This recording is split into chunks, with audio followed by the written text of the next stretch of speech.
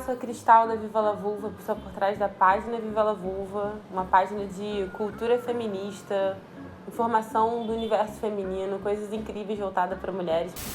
Mas aí agora finalmente no YouTube e vou inaugurar esse lugar aqui, esse momento de reflexão, de encontro, de troca, de conexão com a galera que curte a página. A gente se conhecer também, de eu poder aparecer um pouquinho mais por aqui, porque nesse projeto também a Viva La Vulva meio que eu resolvi que eu tinha que introjetar a coisa mesmo, sabe?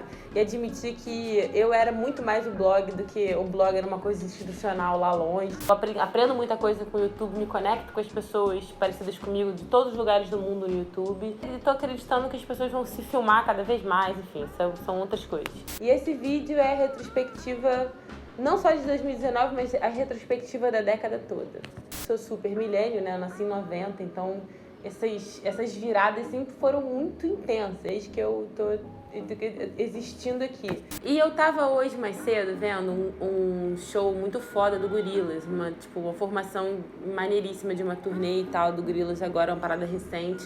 E Gorillaz, pra mim, foi um marco grande do início de um novo período, né? Na hora que o Gorillaz apareceu ali pra mim, da virada dos anos 90 pros anos 2000, e eu era, tipo assim, pré-adolescente. Eu puxava a imaginação muito lá na frente, a coisa dos personagens serem digitais e os membros da banda não exatamente aparecerem.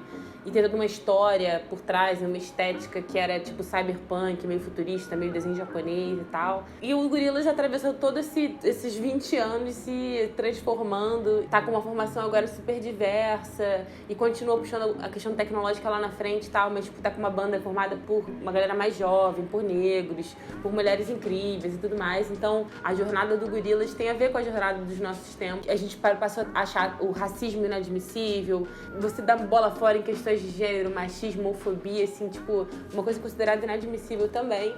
E isso é uma coisa dos 10 últimos anos pra cá. Se você pensar legal, antes dos anos 2010, lá pelos anos 2000 e alguma coisa, as coisas ainda estavam, né, caminhando, assim, a televisão ainda era machista pra caramba, ainda tinham discursos que se aparecessem hoje em dia, eles iam ser totalmente criticados, mas que eram, tipo, super normalizados naquele momento ali. Então, o bagulho foi rápido, a engrenagem tava rolando, tava andando. Até que, só pra ilustrar, né, que o mundo ficou mais diverso, que a minha geração de mulheres, por exemplo, né, quem era ali novinha na pré-adolescência viu Gorillaz, tinha Noodles, que era personagem foda, que era a menininha do Gorillaz e tal. Esses bons exemplos formaram uma geração de meninas como eu que se tornaram feministas na casa dos seus 20 anos, né? Foi uma coisa incrível que aconteceu nos últimos tempos. E aí mudanças no mundo profundas. A gente passou a achar o racismo inadmissível, você dá bola fora em questões de gênero, machismo, homofobia, assim, tipo, uma coisa considerada inadmissível também. E isso é uma coisa dos 10 últimos anos pra cá. Assim, se você pensar legal, antes dos anos 2010, lá pelos anos 2000 e alguma coisa, as coisas ainda estavam, né, caminhando, assim, a televisão ainda era machista pra caramba, ainda tinham discursos que se aparecessem hoje em dia, eles iam ser totalmente criticados, mas que eram, tipo, super normalizados naquele momento ali. Então, o bagulho foi rápido, a engrenagem tava rolando, tava andando. Até que tava explodindo em merda pra tudo quanto é lado. O capitalismo cria esses abismos de desigualdade. Vamos pra década de 10. Para 2011 direto. Eu não vou falar de ninguém morrendo. Em 2011 pegaram Osama Bin Laden.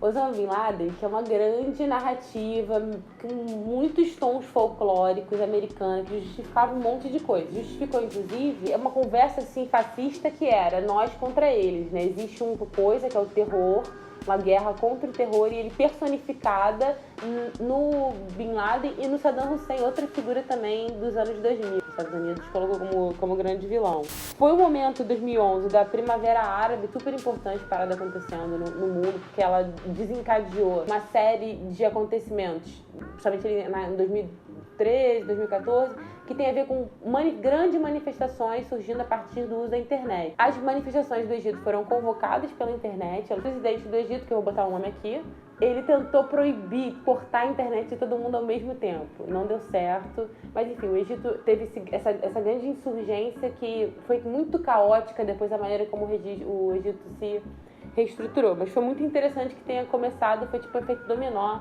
dali pra frente no mundo. Em 2011 também teve Fukushima. Fukushima foi um desastre que a gente fala muito menos dele do que a gente deveria. Porque, na verdade, a gente não sabe a extensão do acidente em Fukushima, que foi quando teve uma tsunami no Japão. e entrou água dentro de uma usina nuclear. Falam que os peixes até hoje estão contaminados. Uma coisa também, assim, desse período, 2014, tem a ver com grandes manifestações surgindo a partir do uso da internet. As manifestações do Egito foram convocadas pela internet, elas foram mobilizadas na internet. É que a gente está falando mais nos dados, nas coisas todas do caos climático agora.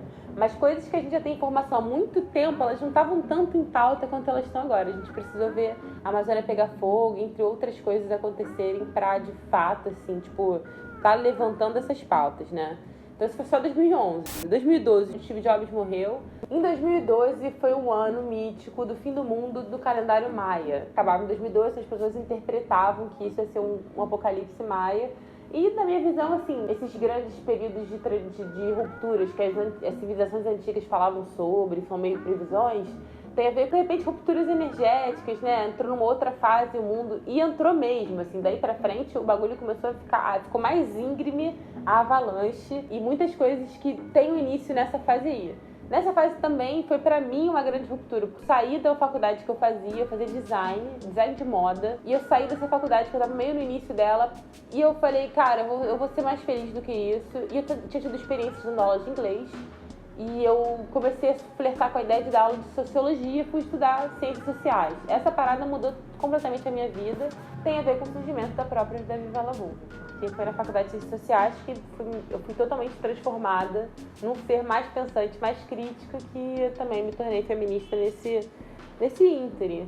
2013 foi o ano dos protestos, das jornadas de junho. Eu acho grandes fatores, assim, de tudo que a gente está vivendo agora, porque foi um período super didático para quem nunca tinha se politizado, nunca tinha ido pra rua reclamar por nada, nunca tinha experiência de estar na rua, de estar brigando, de tacar alguma coisa, de fazer uma insurgência caótica contra o governo. Foi aquele momento ali. Muita gente nunca tinha ido a nenhuma manifestação e foi se manifestar em 2013.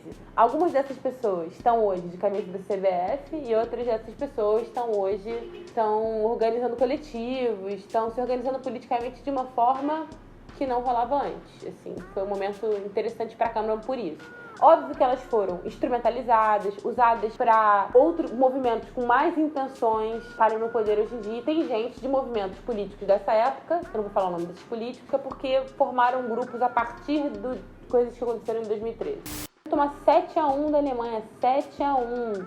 Maior vergonha do futebol. Nunca mais foi a mesma coisa para ninguém no Brasil. Foi um dia que a Alemanha estava jogando camisa do Flamengo e goleou o Brasil, e o bando de jogador crente chorando no final. E foi bem feito pra caramba, porque existe uma política de pão e circo no Brasil que tem a ver com futebol e tem a ver com carnaval, também tem a ver com bunda, né?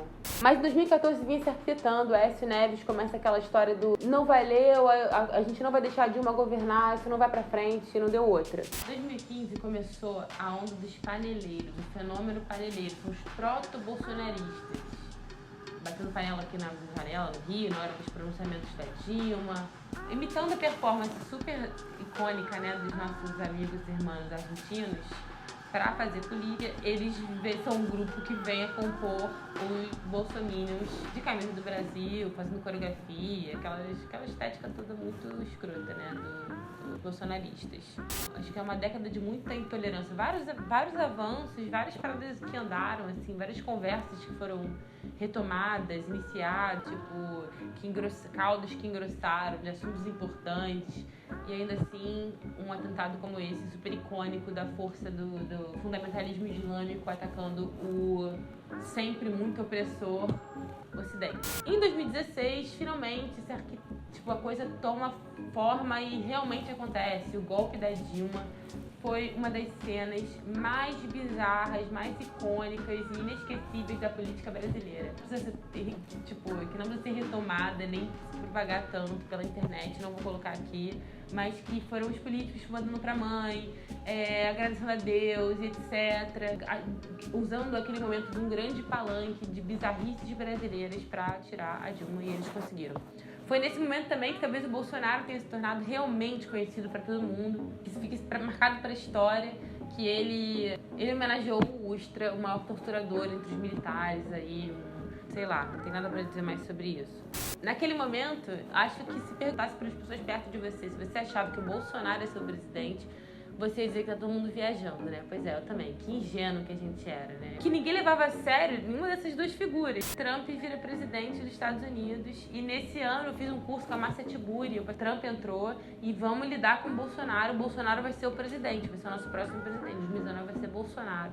E eu fiquei pensando, não, que isso, tá sendo extremamente pessimista. Não podemos deixar isso acontecer. As feministas não vão deixar isso acontecer. 2017 foi o ano que feminismo foi a palavra mais pesquisada, sabe? Foi o ano que a Viva La Vulva nasceu. Eu vi claramente mudanças de comportamento entre as pessoas. Muitas mulheres se descobrindo seres extremamente poderosos e incríveis. Muitos abusadores denunciados. Coisas importantes acontecendo assim pra história do progresso, vamos dizer, né? Nesse ano, Trump se torna presidente e Estados Unidos, ao mesmo tempo, responde com a maior marcha feminista da história dos Estados Unidos. Foi uma coisa bem interessante também em resposta ao Trump. Em 2017 também teve uma parada muito sinistra nos Estados Unidos, que foi o maior mass shooting que teve lá, né? Maior assassinato em massa, que o maluco em Las Vegas atirando de cima, metralhando pra geral embaixo que estava num festival. Uma coisa que essa década teve e só foi se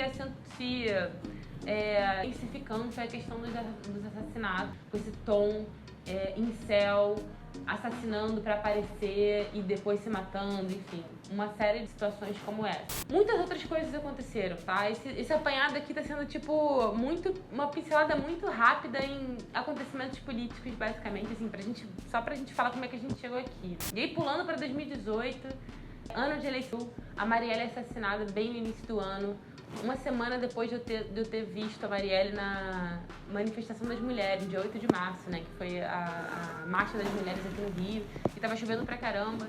E a Marielle era impossível de não ser notada, porque ela era muito alta. Eu sou muito alta também, então eu identificava alguma coisa de semelhante entre a gente, assim. Eu tinha visto a Marielle em 2017, eu fui numa assembleia, a Marielle tinha feito sobre o aborto, sobre questões relacionadas à violência contra a mulher e aborto. E foi muito legal e eu me identifiquei e me apaixonei muito com a Marielle naquela ocasião. Foi quando eu vi ela de perto atuando como política, enfim, como pensadora.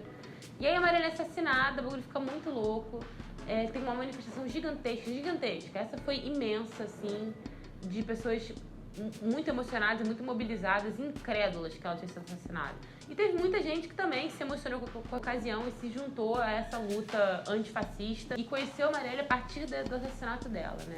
Se viu muito mobilizado para lutar. Nesse ano de eleição, de extrema polarização, que as pessoas realmente brigaram com seus familiares, que os racistas saíram do armário, que as pessoas resolveram bater no peito para dizer que era um Bolsonaro. 75% da população do Rio de Janeiro votou no Bolsonaro. E mais pra frente tem uma facada muito esquisita, que eu acho que foi o grande combustível que faltava pra eleição mais pra frente no final do ano. Foi o ano também que o Lula foi preso, enfim. Ficou muito marcado por essa coisa que era a galera fascista realmente empoderada, assim, pra usar uma palavra da década, né? De fora do armário, super organizada pra eleger o Bolsonaro, usando principalmente a internet, de bot, usando de fake news e de grupos de WhatsApp. Em 2018 é isso, caos, pessoas se matando, pessoas mostrando quem elas são, muita gente peidando também. Gente que preferiu passar pano, não se envolver, não romper com aquele familiar escroto, não romper com seu amigo machista. E essa galera correu pro empoderamento pessoal e parou de falar com a mesma politização e foi fazer o seu rolê. Prefere não desagradar ninguém, gratidão, a luz, etc. Infelizmente não dá, então acho que a gente não quis falar de política e se afastou completamente, assim. 2019 foi um ano muito intenso, muito louco. É provável que você também ache que esse ano foi, na sua vida pessoal, um ano muito difícil, né? Um ano que todo mundo falou que é difícil, que todo mundo quer que acabe logo. Porque esse ano, conquistas que tem a ver com a nossa vida republicana, houve um retrocesso de toda a transparência que a gente vê conquistando com a internet, uma coisa linda que a internet pode ser, cada por fake news, por essa coisa pós-verdade muito louca, que é de um negacionismo, quer dizer até que a Terra é plana. Aconteceu esse ano, né? 2019, sim, o ano da Terra plana. E a Damares vem ser a nossa ministra, não é a minha ministra, mas que colocaram lá pra sei lá o quê, né? Pra ela causar tanto que as pessoas prestem menos atenção no Bolsonaro. Na mesma década que tanta gente se desgarrou, se livrou de questões relacionadas lados, um menino usando azul e a menina usando rosa, a gente foi obrigada a lidar com aquela velha falando isso, aquela velha pastora louca que tem diplomas de Jesus na sua formação, falando aquela merda lá no início do ano. Ministros loucos, o ministro do meio ambiente que é ligado aos ruralistas, a Amazônia pegando fogo, a Amazônia tava pegando fogo e o óleo lá brotando no Nordeste loucamente, o governo sem fazer nada, minha barriga ficou gigantesca e o Gael nasceu em outubro desse ano.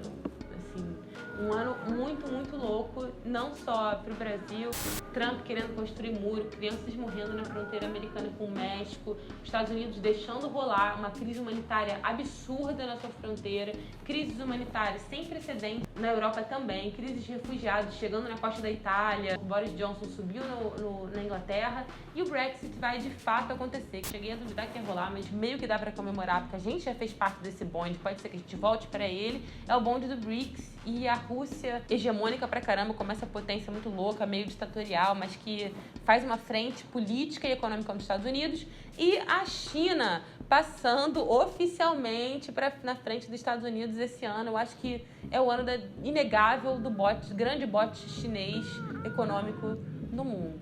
Tem que entrar na nova década se mirando nessas coisas que estão acontecendo, apesar da repressão do sistema assassino, que tem muito desses lugares, tem muita gente indo pra rua, muita gente espalhada pelo mundo todo. Por que as pessoas foram pra rua em 2019? Por questões econômicas, por questões de desigualdade social em seus países, pessoas insatisfeitas com sistemas autoritários e com sistemas econômicos falidos, que não estão dando certo, que as pessoas não estão com qualidade de vida. Então, à medida que explodem esses levantes populares em muitos lugares, é um sinal de essa insatisfação toda alimenta uma motivação que a minha geração tem de se manifestar e aprendeu nessa década a fazer também. A esperança de que a força que existe na galera do Chile, por exemplo, está até agora se manifestando com tanta repressão. Tem uma galera cega tomando bala de borracha no Chile até agora. E é isso. E no meio desse caos eu tenho um baby agora. E se inicia uma nova década com todos esses novos paradigmas e uma década que não tem ninguém mais ingênuo, não dá pra ser ingênuo, nem super otimista e hedonista, como pelo menos eu tenho tendência pra ser, assim, tipo, eu sou sagitariana, então eu sempre tenho meu lado positivo, o otimismo pra mim é uma força motriz. E também uma porrada muito grande desse ano, porque não dá pra ser exatamente otimista assim com o mundo que a gente tem, com esse sistema capitalista. Então vou encerrando essa retrospectiva, que eu espero que tenha situado vocês também como me situou. E eu me sinto muito renovada e muito, cara, tipo, calejada assim pra próxima década mesmo, com muitas boas ideias pra minha vida e pra Viva la Vulva, mas sem tanta esperança sobre a economia do mundo e sobre o ser humano como coisinha, criatura viva, porque na verdade é isso.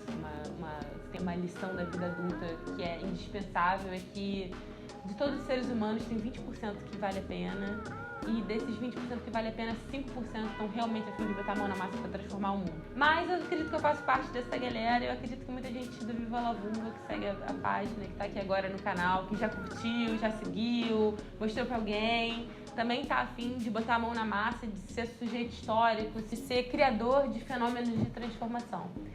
E é isso, galera. Tô morrendo de calor, tá no pleno verão, mas mais vídeos do Viva la Vulva estão por vir. E é isso, valeu.